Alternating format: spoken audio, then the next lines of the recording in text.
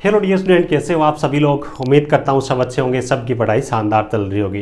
प्यारे बच्चों, Rajasthan technical education department में ग्रुप इंस्ट्रक्टर की वैकेंसी आई हुई है। जैसे कि आपको पता ही होगा, कुछ दिन पहले मैंने इसके बारे में वीडियो भी बनाया था। कौशल नियोजन एवं उद्यमिता विभाग के अंदर लगभग 65-68 के आसपास में वैकेंसी है। और पीछे मैंने जब वीडियो बनाया था उसके बाद में नोटिफिकेशन से सारी चीज़ यहाँ पे क्लियर नहीं हो रही है ना। काफ़ी सारे बच्चों को उसके बाद में कमेंट्स आए है ना, मैसेज आए, काफ़ी सारे बच्चों को डाउट है। तो मैंने सोचा क्यों ना उनको एक साथ लेकर के अपन डिटेल में डिस्कस कर लेते हैं। जैसे कि सिलेबस के बारे में है ना, टॉपिक वाइज सिलेबस के बारे में, कौन सी ट्रेड से क्या रहता है वो अपन देखेंगे। और पीछे का 2018 में ये भर्ती हुई थी, 2019 में इसका एग्जाम हुआ था, तो वो पेपर भी मैं लेके आया हूँ। और कौन सी ट्रेड से कितना कितना लगभग वेटेज रहता है वो भी मैंने एनालिसिस किया है। यानी कि ग्रुप इंस्ट्रक्टर की भर्ती को आप अटेंड करने वाले हो तो इस वीडियो को आप देखोगे तो कई सारे आपके डाउट है वो क्लियर हो जाएंगे। ठीक है, चलिए अपन एक एक करके सब चीज़ों को देखना स्टार्ट करते हैं। बाकी जो भी बच्चा चैनल पे पहली बार विजिट कर रहे हैं, आईटीआई डिप्लोमा या फिर बीटेक से हो, सब्सक्राइब जरूर कर लीजिएगा ताकि आपको सभी प्रकार की सरकारी तकनीकी भर्तियों के बारे में सही और समय पे जानकारी मिलती रहे। बाकी मेरे साथ परमानेंट जुड़ने के लिए इस वीडियो को डिस्क्रिप्शन में आपको टेलीग्राम चैनल टेक्निकल जॉब ज्ञान की भी लिंक मिल जाएगी, उसको भी आप ज्वाइन कर सकते हो। उसमें इस प्रकार के सिलेबस हो, चाहे पेपर हो, चाहे नोटिफिकेशन हो तकनीकी भर्तियों के, वो सब मैं वहाँ पे शेयर करता रहता हूँ। ठीक है, चलिए स्टार्ट करते हैं। सबसे पहला जो डाउट है, नोटिफिकेशन को देखने के बाद बहुत सारे बच्चे जैसे कि पूछ रहे हैं कभी यहाँ पे ट्रेड वाइज या फिर ब्रांच वाइज तो वैकेंसी नहीं दे रखी, जैसे कि जूनियर इंस्ट्रक्टर में है, तो हमारी ट्रेड के लिए, ब्रांच के लिए कितनी क्या वैकेंसी है और उसके बाद ये पेपर इनका किस हिसाब से आएगा, तो उसके बारे में अपन बात करें। सबसे पहले देखो, यहाँ पे ट्रेड का कोई मतलब नहीं है भाई, ये इनका ये कहना है सिलेबस वगैरह देखने के बाद में, कभी चाहे इनको मैकेनिकल के बच्चे मिल जाए सारे, चाहे इलेक्ट्रिकल के मिल जाए, किसी भी ब्रांच और ट्रेड की मिल जाए, इनको कोई मतलब नहीं है। यानी कि कुल मिला के बात ये है कि यहां पे एक साथ कंबाइन आपकी मेरिट बनने वाली है। चाहे आप किसी भी ब्रांच से आते हो, किसी भी ट्रेड से आते हो, एजुकेशन आपकी आईटी हो, चाहे डिप्लोमा हो, चाहे बीटेक हो, कोई फर्क नहीं पड़ता है। एक कॉमन पेपर आएगा ऑल एजुकेशन क्वालिफिकेशन के लिए और ऑल ट्रेड और ब्रांच के लिए। ठीक है, तो उसका सिलेबस क्या है उसके बारे में जान लेते हैं। उसी पेपर के आधार पर मेरिट बनने वाली है।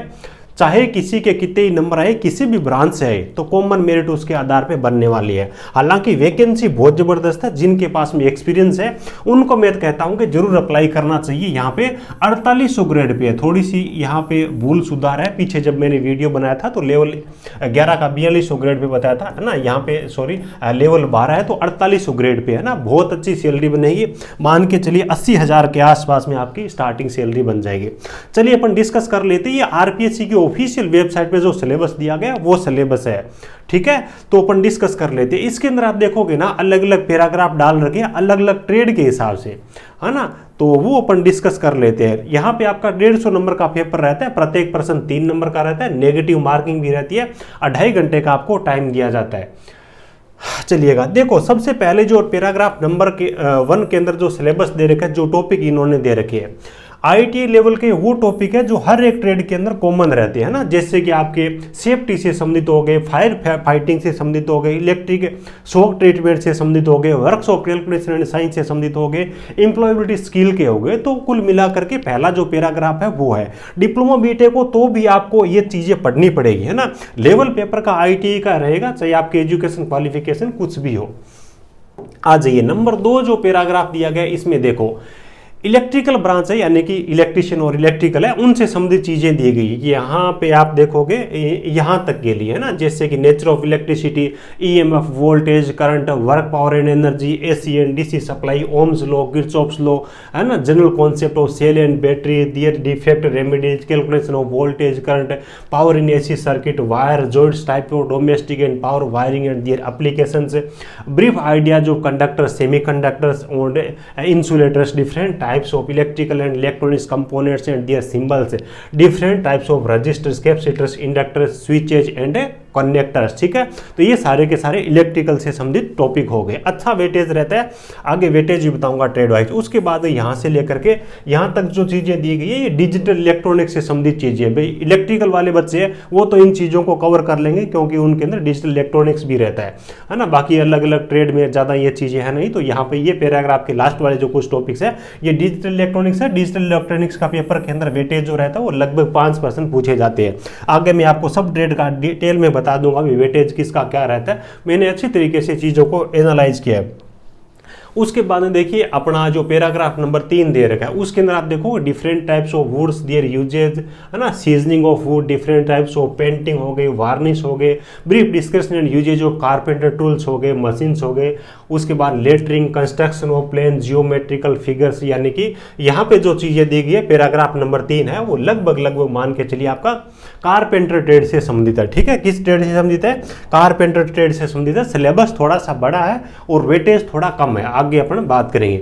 ये 3 नंबर पैराग्राफ हो गया। उसके बाद में जो पैराग्राफ नंबर 4 जो दे रखा है उसके बारे में बात कर लेते हैं। Name, functions, material, specification of common hand tools, है ना, holding tools, holding devices, cutting tools, measuring and marking tools and used in carpentry, welding, sheet metal, plumbing and fittings of, description of a work bench, specification, classification of lathe machine, drilling machines, है ना। यहाँ पे जो चीजें दी गई है ना लगभग यहाँ तक की जो चीज़ है ये फिटर टर्नर और मशीनिस्ट की साथ में मिक्स चीज़ें हैं। हालांकि जो बच्चे मैकेनिकल वाले, मोटर मैकेनिक वगैरह, डीजल मैकेनिक वगैरह ट्रेड से जो है या फिर इलेक्ट्रिशियन ट्रेड से संबंधित है वो भी ये सब चीज़ें वो तो आपकी कॉमन ही रहती है लगभग, है ना। टूल्स वगैरह वाली जो चीज़ें वो कवर कर लेंगे। तो 3 नंबर में यहाँ पर फिटर टर्नर और मशीनिस्ट का मिक्स सिलेबस है।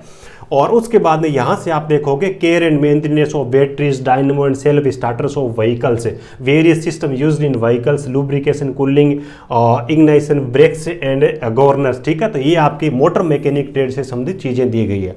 मैकेनिकल वाले बच्चे हैं ना उनके लिए देखो केवल मोटर मैकेनिक ट्रेड है, उन्हीं से ज्यादातर चीजें दी गई है, बाकी ट्रेड से नहीं है।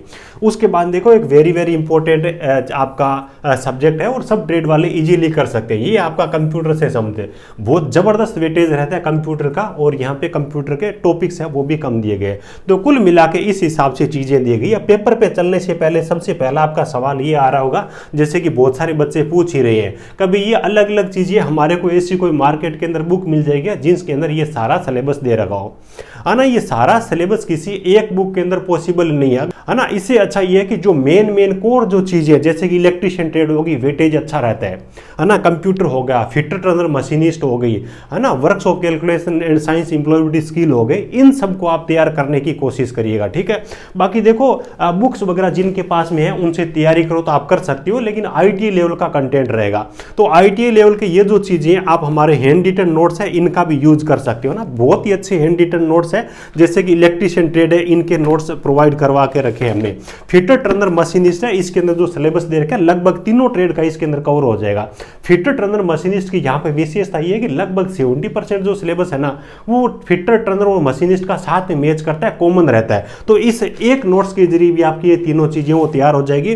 बाकी mechanic, motor vehicle, MMB trade है इसके भी नोट्स है वो अवेलेबल है। मोटर मैकेनिक के नोट्स में उन्हीं को रिकमेंड करता हूं, कंटेंट उन्हीं को रिकमेंड करता हूं जो मैकेनिकल ब्रांच है, क्योंकि इसका वेटेज कम है और इसके अंदर आप देखोगे तो काफी सारे 400 के आसपास में पेज है। तो इससे अच्छा है मैकेनिक, मोटर व्हीकल है, अलग जो अदर ब्रांच वाले हैं उसको एक बार इसको स्किप करें, टाइम मिले तो आप चीजें बढ़े। बाकी फिटर टर्नर, मशीनिस्ट और इलेक्ट्रिशियन इन चारों में से किसी भी ट्रेड से आते हो तो ये कंटेंट आप जरूर तैयार कर लीजिएगा। ठीक है, इतना ये हो जाएगा। उसके बाद में आप कि works of calculation and science के अच्छे पर्सन आते हैं, एम्प्लॉयबिलिटी स्किल के अच्छे पर्सन आते हैं, कंप्यूटर का अच्छा वेटेज रहता है।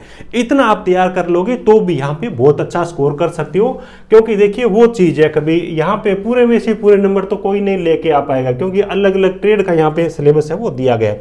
चलिए मैं आपको इसका जो पेपर है ना उसमें लेके चलता हूँ। ये नोट्स, जिन बच्चों को नोट्स की जरूरत है ना, जिन बच्चों को नोट्स की जरूरत है, इस वीडियो को डिस्क्रिप्शन में एप्लीकेशन की लिंक मिल जाएगी टेक्निकल जॉब ज्ञान की, वहां से आप ऑर्डर कर सकते हो।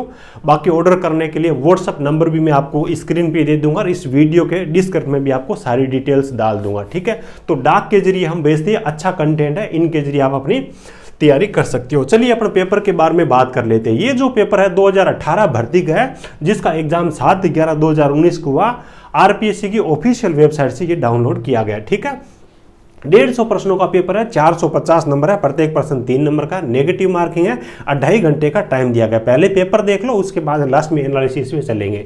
स्टार्टिंग में जो आपको प्रश्न दिए गए works of calculation and science से संबंधित प्रश्न दिए गए है ना, जितने प्रश्न दिए गए, प्रश्नों का आप लेवल देख लो, साथ में यहाँ पे आपके ड्रॉइंग है ना उनसे संबंधित भी कुछ प्रश्न है वो आपको देखने को मिलेंगे ना। देखिएगा ये ड्राइंग से संबंधित प्रश्न है वो भी यहाँ पे दे रखे हैं। है ना। यदि 3 किमी 15 सेमी द्वारा दर्शाई जाती है तो निरूपक भिन्न, है ना, कितना होगा वो यहाँ पे पूछा गया। इसी हिसाब से फर्स्ट एंगल प्रोजेक्शन का प्रश्न आया। लकड़ी की सीजनिंग के बाद नमी कितना प्रतिशत रहती है, कारपेंटर से संबंधित प्रश्न आया। बाकी स्टार्टिंग के अंदर जो ज़्यादातर प्रश्न दिए गए या आपके वर्कशॉप कैलकुलेशन के या फिर आपके इम्प्लॉयड स्किल उनसे संबंधित यहाँ पे प्रश्न दिए गए। और उसके बाद में यहाँ पे लगभग 25 नंबर से स्टार्ट होती है आपकी कारपेंट्री, है ना। तो कारपेंट्री के लगभग आपको 10 के आसपास में यहाँ पे प्रश्न आपको देखने को मिलेंगे, ठीक है। मल्टी पॉइंट कटिंग टूल का निम्नलिखित में से कौन सा उदाहरण है, निम्नलिखित से कौन सा कटिंग टूल सबसे अधिक गर्म कठोरता है ना, किस तापमान पर धावते हुए नए कण का विन्यास होता है ना। यानी कि कटिंग टूल से संबंधित ये प्रश्न है वो दिए गए। काफ़ी सारी चीज़ें ऐसी है आप किसी भी ट्रेड से आते हो तो भी कवर कर सकते हो, है ना। बाकी सब चीज़ें तो पॉसिबल नहीं है, उनके लिए आपको अलग ट्रेड का सिलेबस भी पढ़ना पड़ेगा। आप देख ही रहे हो मोटर मैकेनिक के भी आगे प्रश्न दिए गए। मैं आपको पेपर है ना ये टेलीग्राम चैनल पे डाल दूंगा, वीडियो को डिस्क्रिप्शन में लिंक मिल जाएगी, तो वहाँ से आप खुद ही डाउनलोड कर लीजिएगा इसको, है ना। अब देखो इलेक्ट्रिशियन ट्रेड है तो उनके प्रश्न स्टार्ट होते हैं 81 से। ऊर्जा का एक स्रोत कौन सा है, बैटरी में वाट घंटा दक्षता के सूत्र के बारे में पूछा गया है। यदि प्रत्यावर्ती वोल्टेज की आवृत्ति 50 हर्ट्ज है तो आवर्तकाल कितना होगा, वोल्ट एम्पियर प्रति घातीय का मात्रक क्या होता है, हॉर्स पावर और किलोवाट के बीच में संबंध क्या है। कुल मिला के बात यह है कि यहाँ पे पेपर का लेवल है वो बहुत मतलब लो लेवल का रहता है, IITA लेवल का ही रहता है, और बेसिक कॉन्सेप्ट आपके क्लियर होना जरूरी है। अब देखो मैंने जो एनालिसिस किया यहाँ पे कुल मिला के, है ना, लगभग चीजें बिल्कुल एग्जैक्ट नहीं है क्योंकि मिक्स प्रश्न है। इलेक्ट्रिशियन ट्रेड का यहाँ पे जो वेटेज है 150 में से लगभग 25 के आसपास में प्रश्न है वो पूछे गए हैं। कंप्यूटर है इसमें लगभग 25% पूछे गए जो कि कोई भी कर सकता है, किसी भी ट्रेड वाला। डिजिटल इलेक्ट्रॉनिक्स के लगभग 5 प्रश्न है। इलेक्ट्रिशियन वाले जो लोग हैं ये कवर कर सकते हैं क्योंकि आपके सिलेबस में ये चीज़ है। वर्कशॉप कैलकुलेशन एंड साइंस है, इम्प्लॉयड स्किल है, लगभग 30 प्रश्न है। फिटर ट्रेड के लगभग 20 प्रश्न है। टर्नर और मशीनिस्ट के मिला करके लगभग 10 के आसपास प्रश्न है। हालांकि ये 10 और 20 और 10 30 है ना, फिटर टर्नर मशीनिस्ट वाले तीनों में से किसी भी ट्रेड से आते हो तो लगभग कवर कर लोगे, है ना, क्योंकि लगभग सिलेबस 70% के आसपास में कॉमन है। उसके बाद मैकेनिकल में ज़्यादातर मोटर मैकेनिक है, लगभग 15 के आसपास में प्रश्न है, और कारपेंट्री के लगभग 10 प्रश्न है, ठीक है। लगभग 10 से 1 प्रश्न वो इधर उधर से और है जो कि अपने एडजस्टमेंट में नहीं आ रहे, तो कुछ इसी हिसाब से ये वेटेज है। अब देखो तैयारी करने के लिए सबसे अच्छा तरीका, क्योंकि जिनका वेटेज कम है, जिनमें थ्योरी ज़्यादा है, उनको एक बार छोड़ोगे तो अच्छा रहेगा, है ना। भी अलग अलग ट्रेड से जब साथ में पेपर आता है ना तो सारे सिलेबस को कवर करना हर किसी के लिए बहुत ज़्यादा मुश्किल होती है। तो वहाँ पे थोड़ा दिमाग लगा करके स्मार्ट स्टडी से तैयारी करें, जिनका मतलब क्या है कि कम कंटेंट पढ़ने से ज़्यादा नंबर को अपन कवर कर सके। फॉर एग्जाम्पल अगर अपन बात करें, आप किसी भी ट्रेड से आते हो, इलेक्ट्रिशियन ट्रेड का सिलेबस है ये तैयार करना आपके लिए बहुत ज़्यादा जरूरी है, 30 नंबर का हो जाएगा। उसके बाद में कंप्यूटर है, ये आप किसी भी ट्रेड से आते हो आपके लिए कोई ज़्यादा टफ नहीं पड़ेगा, आप तैयार कर सकते हो। उसके बाद workshop and calculation and science employed skill है, किसी भी ट्रेड और ब्रांच से आते हो आप तैयार कर सकते हो, कोई दिक्कत नहीं है, ठीक है। और उसके बाद देखो ये तो हो गए आप किसी भी ट्रेड से आते हो ना, लगभग आप कर, ये तो 3 हो गए आपके, लगभग हर ट्रेड वाला कर सकता है। अब जैसे कि इलेक्ट्रिशियन ट्रेड से आप आते हो तो इन 3 चीज़ों को आप तैयार कर लो, चौथा आपका डिजिटल इलेक्ट्रॉनिक्स वाला सिलेबस हो जाएगा। ये 4 चीज़ें तो मस्ट हो गई। उसके बाद में आप फिटर टर्नर और मशीनिस्ट है, इसमें से जितना हो सके उनको कवर करने की आपको कोशिश करनी है। और उसके बाद देखिए जैसे आप फिटर टर्नर मशीनिस्ट में से आते हो तो ये चीज़ें तो आपको तैयार हो जाए, कोई दिक्कत नहीं है, ये आपका कॉमन सिलेबस हो जाएगा, ठीक है। कंप्यूटर में कोई ज़्यादा दिक्कत नहीं आएगी, और इलेक्ट्रिशियन के भी बेसिक जो प्रश्न है, बेसिक थ्योरी है, वो आपको तैयार करनी पड़ेगी। तो कुछ इस हिसाब से आपको तैयारी करनी है कि कम कंटेंट पढ़े और ज्यादा नंबरों की चीजों को अपन कवर कर सके। कहीं से भी आप पढ़ो, IIT लेवल की आपसे चीजें पूछी जाएगी। बाकी जिन बच्चों को कंटेंट की जरूरत है, नोट्स की जरूरत है ना, यानी कि कम कंटेंट पढ़ करके भी अपन अच्छा रिजल्ट ले सके ना, बुक आप देखोगे IIT की तो एक ही ट्रेड की आपको 700-800 पेज की बुक मिलेगी। तो ऐसा तो पॉसिबल नहीं है कि 4-5 ट्रेड में अपन 700-800 5,000 अपन पेज पढ़ ले, है ना। तो आप चाहो तो ये नोट्स भी आप ले सकते हो, इलेक्ट्रिशियन, फिटर टर्नर मशीनिस्ट और मोटर मैकेनिक के ये नोट्स अवेलेबल है।